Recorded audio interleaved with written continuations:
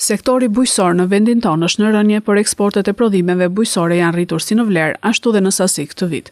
Ky zhvillim lidhet me strukturimin e bujqësisë, ku shumë ferma të vogla po falimentojnë, ndërsa fermat e mëdha në sera po konsolidohen dhe po orientojnë prodhimin drejt eksportit. Instat tregon se çmimi mesatar i eksportit për 1 kilogram zarzavate u rrit nga 84.6 lek në gusht 2024 në 89.1 lek për kilogram në gusht 2025, me një rritje prej 5.2%.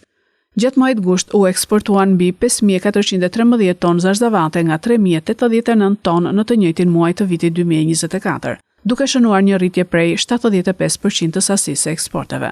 Në vlerë monetare, eksportet arritën në rreth 482 milion lek, krahasuar me 261 milion lek në gushtin e vitit të kaluar, me një rritje vjetore prej 84%.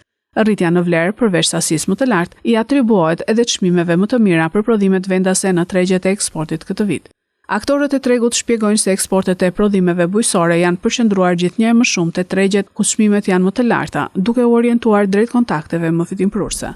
Përmirësimet në logjistik dhe transport drejt BE-s kanë lehtësuar aksesin në tregjet më të mëdha. Zarzavatet përfshin një gamë të gjerë nën produktesh, si domate, speca, kastravec e të tjerë. Mundësia që eksportuesit të kenë zgjeruar gamën apo përmirësuar cilësinë kanë ndikuar në çmime më të favorshme. Gjithashtu, rritja e kërkesës për disa produkte si bostanorët dhe lakrat kanë nxitur zgjerimin e gjeografisë së eksporteve në vendet e Bashkimit Evropian. Ndërkohë që eksportet e prodhimeve bujqësore po rriten, bujqësia si sektor është në vitin e 5 të rënjes.